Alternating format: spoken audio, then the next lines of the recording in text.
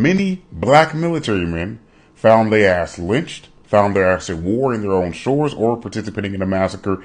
Yes, let us talk about it, the Red Summer, the Bloody Summer of 1919. And I am so happy that it happens to be Veterans Day today, because for those who do not know, this Veterans Day today was actually made and commemorated for those who lost their lives in World War I, which falls directly in line with the Red Summer of 1919. Why? Because you have to remember the climate back then that led to all these motherfuckers getting lynched, getting massacred back then. Number one, a lot of people are coming back home from war.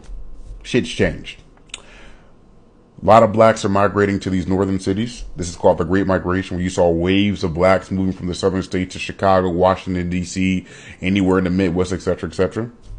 A lot of whites, when they're coming back home from war, not only are they traumatized, what is war, but when they're coming back home, a lot of their jobs that were in plenty at that time are not only not in plenty anymore, but as well as some of their jobs were replaced by African Americans who did stay in war. A lot of their factory jobs, a lot of the working class factory jobs were replaced.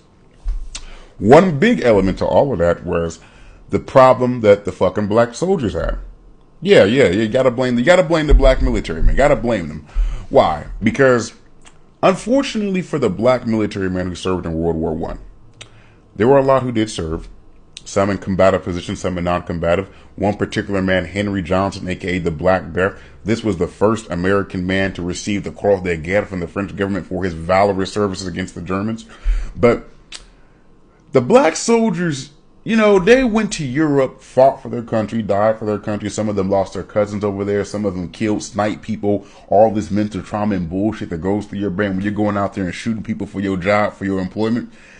They couldn't wrap their head around that I done shot 40, 50 Germans over here in Europe, defending my country and died for my country. Might have got my leg cut off for my country. And I come back here and I still got to be called N-word.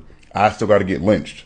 For those who do not know, it was a very big thing talking about the quote-unquote subjugation of the black soldiers coming back from World War I, because a lot of whites, particularly those in power, say that they are resisting the state of how things are supposed to be. But the black soldiers were like, bro, no, this weird shit.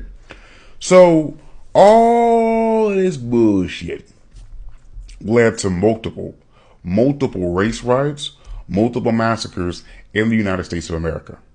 One of the most famous ones was in Chicago that same year, where a black boy was stoned to death swimming too close to a whites-only beach.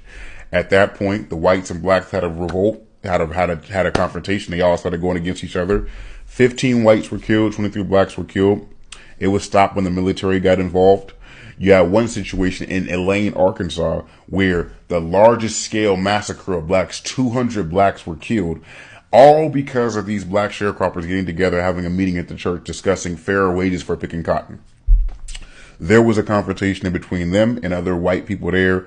One white police officer got shot, and then next thing you know, they sent the army, and the army at their own will just went and started killing blacks all over there for recreational purposes at that point. Then you had the confrontation between the people in Washington, D.C.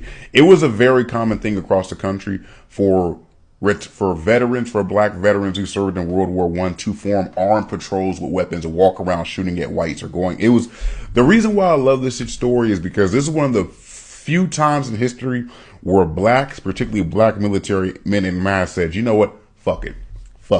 We done served our country. We done killed for our country, done bled from our country, I done been away from my kids for this country. Fuck it. And I know it's very